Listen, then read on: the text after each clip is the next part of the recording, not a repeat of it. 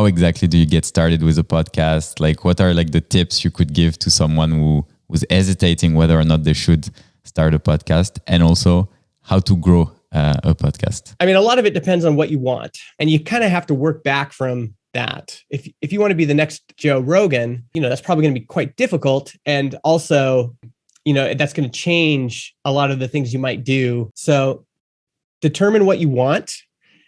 And then the biggest thing that I think people forget is that it has to be interesting. It has to be compelling. There has to be a compelling promise that your show is delivering.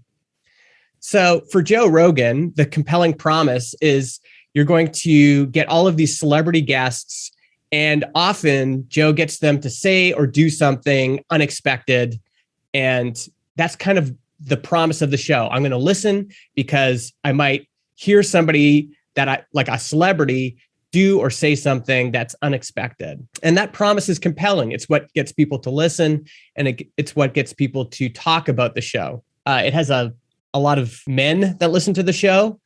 And so I think one of the jobs to be done for that kind of person is they want to feel like they're a part of a group. They want to feel like people like us do things like this. People like us lift weights. People like us take these supplements. People like us are bold.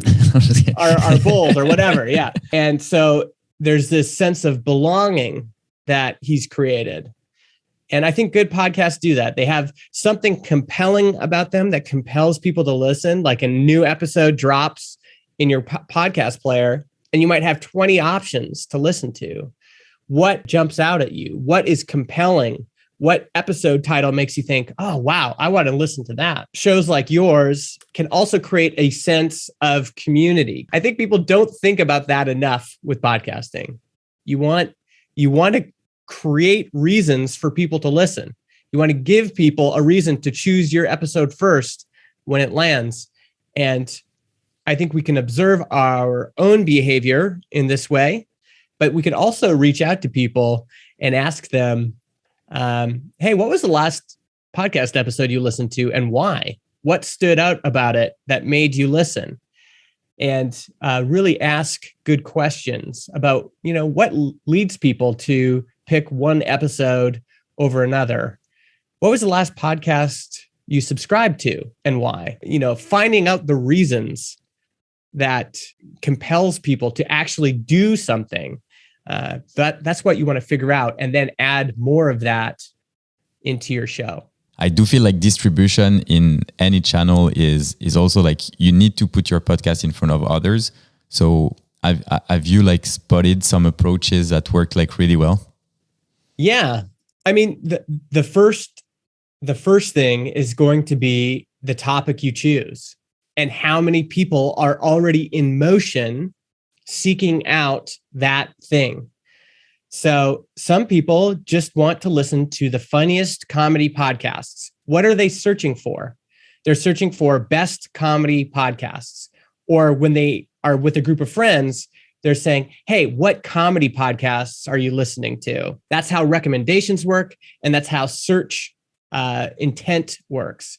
There's a lot of people in motion looking for comedy podcasts. The challenge is there's also lots of competition. And the people that are in motion, they're not just looking for comedy podcasts. Many of them are looking for names they recognize. And so let's just use comedy as an example. If I was going to launch a comedy podcast, it would have to be, I think, either one of two ways. It would either have to be maybe a solo show or a show that I'm doing with a few regulars where people really fall in love with us as hosts. Maybe we have a unique sense of humor. Maybe they just start to love our inside jokes. And that show would grow slower. Another way you could do it, which would be to basically try to get the most famous people on the show as possible. So we have seen, like on Transistor, people who are able to get guests who have a big audience, they do grow their show faster. Okay. Because those guests can, not always, but they can drive a lot of listens. When I was getting started in startups, anything by Jason Fried of 37 Signals, I would read and I would try to find. And once I started listening to podcasts, I would specifically look for him as a guest. I would just search for Jason Fried and I would find every podcast he'd been on. That's interesting. And so 2 approaches, but the topic you choose is going to matter a lot. How many people are already in motion looking for that thing? People don't think about this stage enough. In a lot of my writing, I talk about riding a wave. The size and shape of the wave really does determine how you're going to ride it and how far you're going to go and how much momentum is going to be there, right? And so I think people really need to consider what is the category or the market or the topic that I'm going into. Given that market, given the size and the shape and the dynamics of that category, there's a few ways you can do this research. So certainly you could go to Chartable, which you can search for most podcasts and see where it is on the charts and whether it's going up or down. You can also go to communities where people recommend episodes. So there's Podchaser and Podacy are 2 of those. If people are recommending something, it means it's been compelling for them. If you go into the Apple Podcast Store or the Spotify Podcast Store and put any keyword in there, so if you put parenting, you're gonna the initial search results are all going to be ranked by popularity, and you can then start to figure out why is this show popular? What's making this show popular? Why are people recommending it? And then you can also use traditional SEO tools.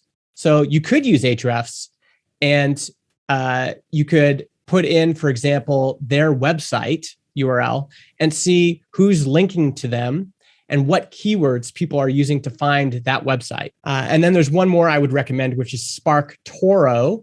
And it's like a social search engine. And what I find interesting about that one is you could put in, for example, Ira Glass, go search for him, and then it will show you what his followers are into. So people who follow Ira Glass also follow this person. They also read these blogs, and they also listen to these podcasts. Oh, that's interesting. And one more trick is in Apple Podcasts, if you find a show, you can scroll to the bottom and there's a section called people who listen to this also listen to. Okay. Yeah. Yeah. And then you can see kind of what adjacent shows people are listening to.